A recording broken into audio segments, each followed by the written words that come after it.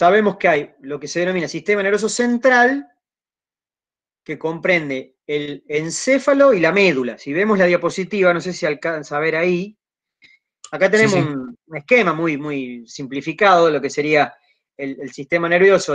Puse justamente una foto de una especie de interés, el bovino, ¿no? Pero entonces acá tenemos como un mapa de lo que sería el sistema, de las dos partes, digamos, fundamentales del sistema nervioso. El sistema nervioso central, que sería como los órganos de comando, donde está el encéfalo, dentro del cráneo, ¿no es cierto?, dentro de la cavidad craneana, y este cordón, que es la médula espinal. Bueno, la médula espinal, fíjense que tiene un recorrido muy largo, ¿no? Ocupa dentro del canal vertebral, se mete dentro de la columna y llega prácticamente casi hasta la cola del animal. No llega hasta la cola, pero no importa. Pero fíjense que es un cordón, un cilindro nervioso que comunica, se conecta con el cerebro, con el encéfalo, y además, gracias a todos los nervios que salen desde la médula espinal, que son todas estas líneas que están marcadas acá, todas estas líneas que tenemos acá son nervios espinales, nervios que salen de la médula, permiten, ¿no es cierto?, llevar la información a todas las partes del cuerpo. ¿Sí? Los nervios espinales se van a conectar con la médula, es decir, comienzan desde la médula y permiten llevar información desde todos lados del cuerpo hasta la médula espinal y desde la médula espinal a todos lados del cuerpo. Digamos, desde la cabeza hacia atrás, hacia caudal, prácticamente está todo comandado por la médula espinal. De ahí la importancia, ¿no?, de conocer que existe esta estructura. Y por otro lado, el cerebro, junto con los nervios craneanos, acá están dibujados algunos nomás, ¿no? Son 12 pares, calculen que son 12 nervios que salen desde el encéfalo, que se destinan a la mitad derecha de la cabeza, y 12 que se van a la mitad izquierda.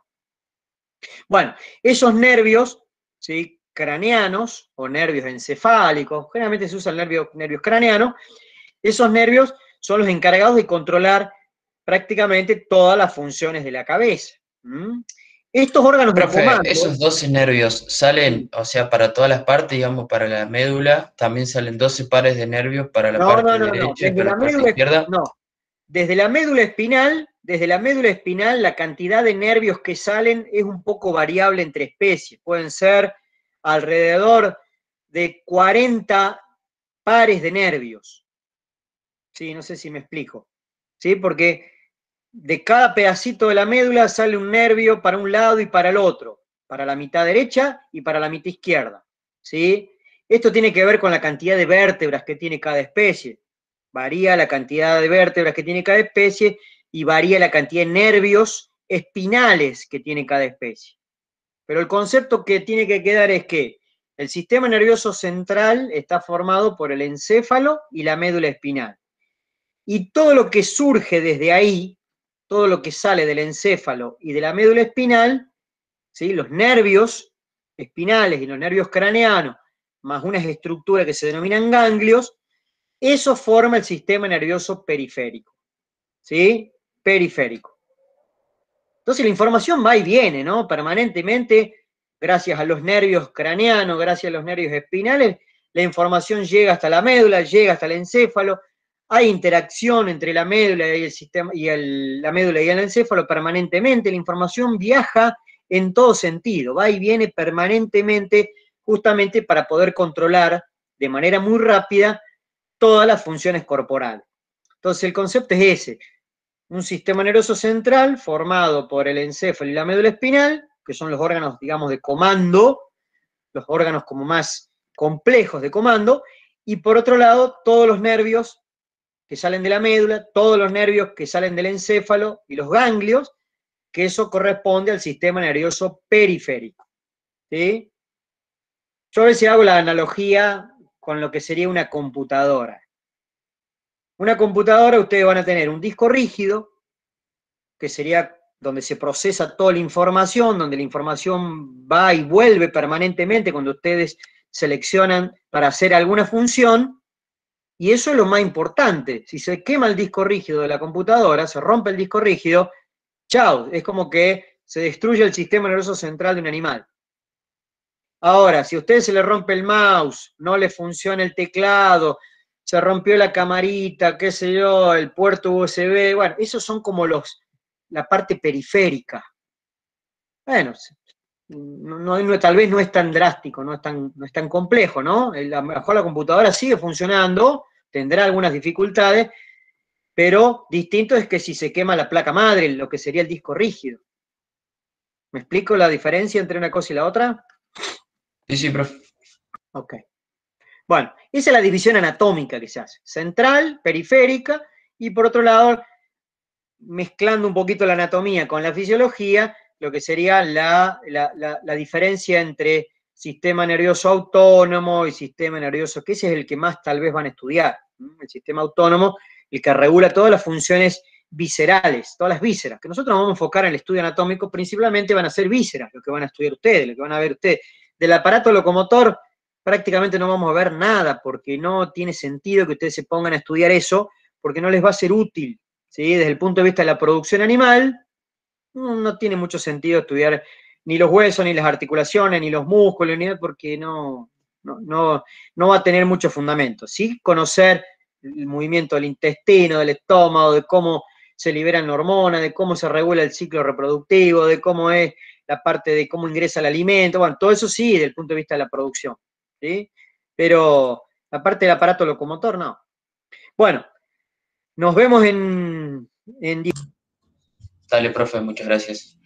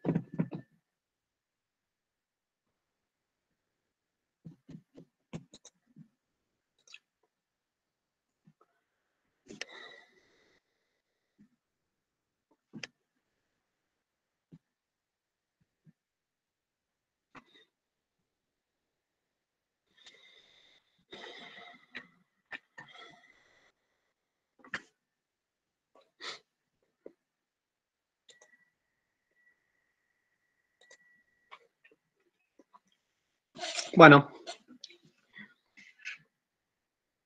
acá estamos de vuelta. No sé si estamos en condiciones de seguir un ratito más. No falta mucho. La idea es que conozcamos algunas partecitas de este sistema nervioso, que le va a ser útiles para, como decíamos recién, para entender después la cuestión de cómo se regula, el funcionamiento de las vísceras, ¿no? Que es lo que va principalmente a estar apuntado la asignatura, es conocer las principales vísceras involucradas en la cuestión de la nutrición y la producción animal. Entonces, bueno, por eso es conocer al menos algunas estructuras del sistema nervioso y algunas estructuras del sistema endocrino que le van a permitir después comprender un poquito más esta cuestión. Bueno, antes de hacer la breve pausa, habíamos comentado un poquito cuáles eran las partes. En este esquema es el propósito, ¿no? De mostrar, más allá que está muy simplificado, muy general, porque esto realmente es mucho más complejo de lo que vemos en esta imagen, pero la intención es mostrar como un pantallazo de lo que sería el sistema nervioso central y el sistema nervioso periférico. ¿Sí? Ahí tenemos, como decíamos recién, los dos grandes componentes del sistema nervioso central, el encéfalo y la médula espinal. Esas estructuras son los órganos de comando fundamentales, donde la información va a ir y volver en ambos sentidos, va a salir y va a también llegar información, y son los que van a procesar toda esa información de manera muy rápida para poder, ¿no es cierto?, junto con el sistema endocrino, controlar todas las funciones del cuerpo.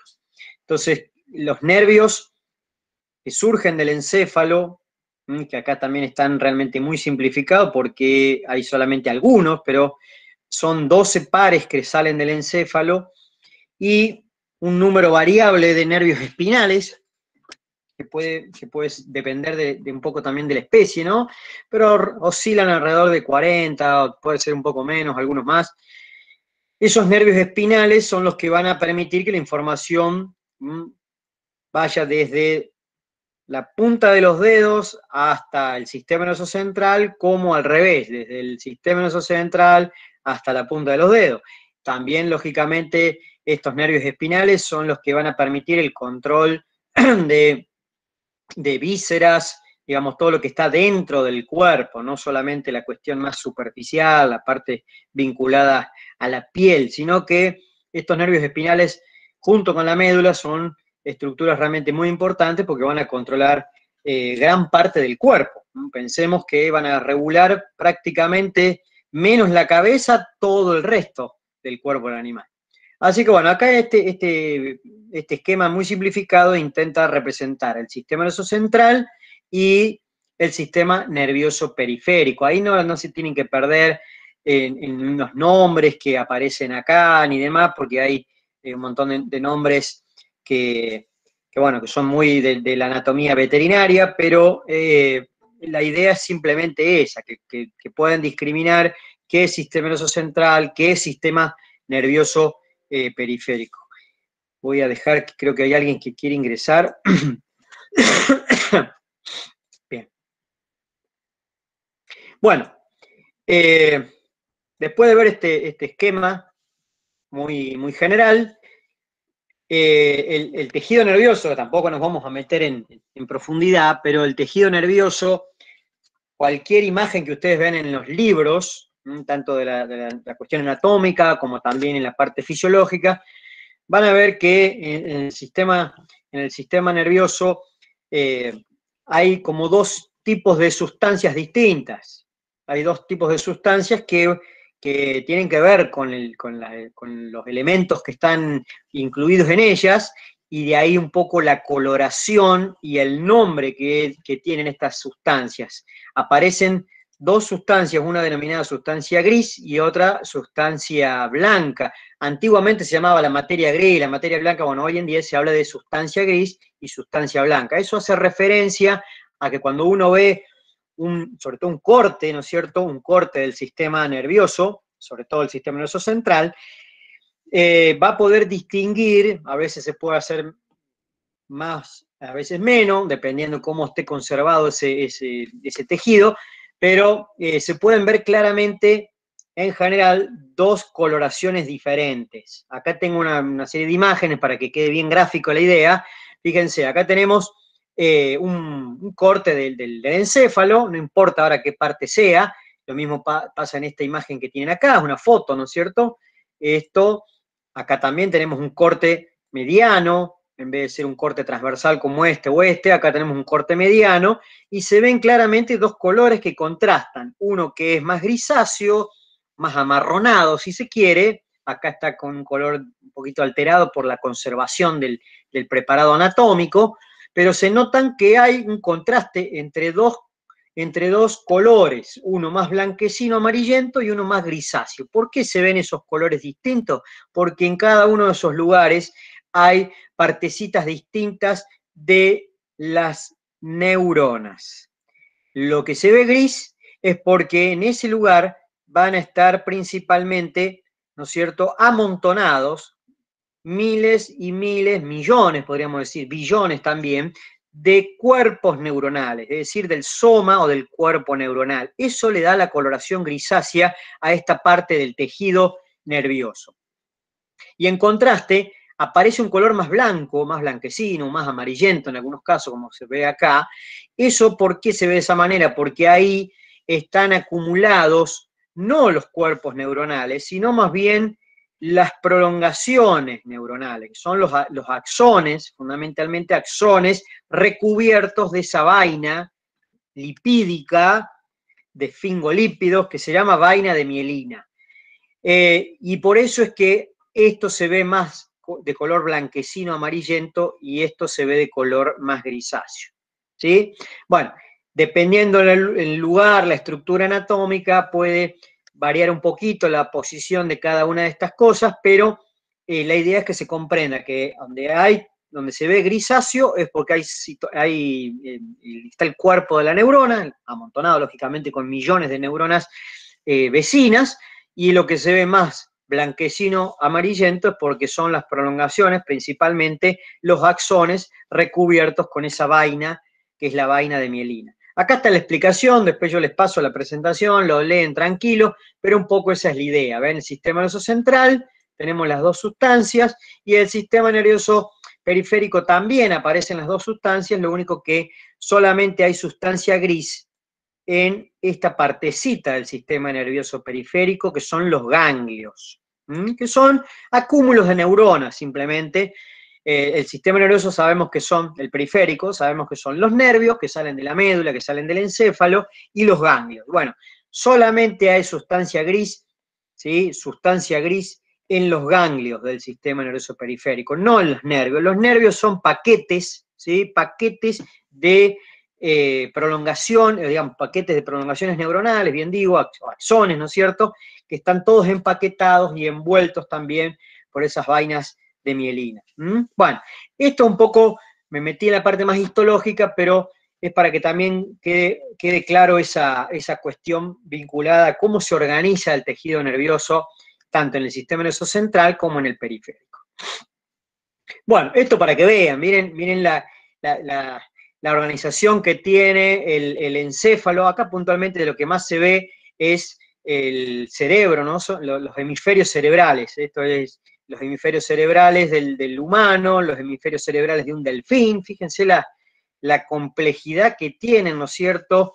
Y eso también explica la cuestión evolutiva del cerebro, ¿no es cierto?, de las distintas especies. Acá tenemos un roedor, un conejo, el del perro, el de un mono. Bueno, lógicamente hay especies que son más primitivas y que no van a encontrar esta enorme cantidad de curvaturas, de surcos. Bueno, ven que tiene una complejidad realmente muy, muy evidente, y eso demuestra que hay una enorme cantidad de capas neuronales, de capas de neuronas, y que por eso se forman todos esos surcos, esos pliegues y ese aspecto tan particular, para poder, ¿no es cierto?, acomodarse dentro de una cavidad, digamos, de capacidad bastante reducida, como es la cavidad craneana, donde está alojado el encéfalo. Entonces, al haber tanta cantidad de neuronas, se forman capas que se van como plegando sobre sí mismo y van formando todo ese aspecto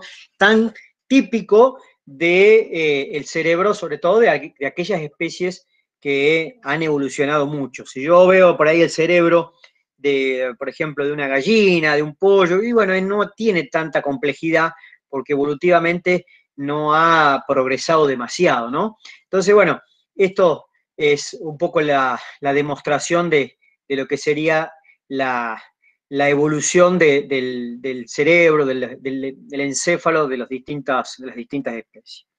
Bueno, y acá, para que se vea, no sé si se va a entender muy bien, pero acá estaría en la parte, en la imagen superior a la derecha, estaría la cabeza del animal. Esto lo estamos viendo desde arriba y se ha quitado a la columna vertebral, en este caso es de un caballo, pero es muy parecido a lo que pasa en un rumiante, en un cerdo, inclusive en el humano. Si yo le quito todo el techo a la columna vertebral, si le saco todo el techo a la columna vertebral, que esto realmente es un trabajo que lleva mucho tiempo de hacer para que queden estas condiciones, ¿no? Que sea realmente de gran capacidad pedagógica y didáctica. Bueno, ahí lo que estamos viendo, ese cordón que está ahí, es la médula espinal, ¿sí? Y además, fíjense cómo de manera, ¿no es cierto?, secuencial para cada lado, están surgiendo esos cordoncitos blancos, ¿sí? Esos cordones que surgen desde la médula espinal son los nervios espinales, ¿sí? Entonces, bueno, ahí tenemos todos los pares espinales, todos desde el primero hasta el último nervio espinal, cómo van saliendo de manera, digamos, segmentaria desde la médula. Eso formaría entonces los cordones estos que están saliendo de ambos lados de la médula espinal, parte del sistema nervioso periférico y que lógicamente van a estar conectados con la médula, ¿sí? Tienen que estar conectados para poder llevar información, ¿sí? Tanto de tipo sensitiva como también dar una respuesta a los distintos estímulos que está recibiendo permanentemente, ¿no es cierto?, ese individuo. Entonces, bueno, un poco la idea de estas dos fotos, que acá hay una magnificación, digamos, está ampliada para que se vea un poco mejor. Se ve la médula, ¿no es cierto?, cómo va todo por dentro del canal vertebral, dentro de la columna, hasta que llega un momento que la médula se empieza como a afinar, se empieza como a extinguir, pero los nervios espinales siguen su recorrido y llegan hasta la punta de la cola, ¿no es cierto? No es que termina la médula y la cola deja de tener movimiento, deja de tener sensaciones de sensibilidad y demás, no, los nervios siguen a lo largo, ¿no es cierto?, de hasta la última parte del cuerpo del animal. Y ahí se ven todos esos cordoncitos, son los nervios espinales.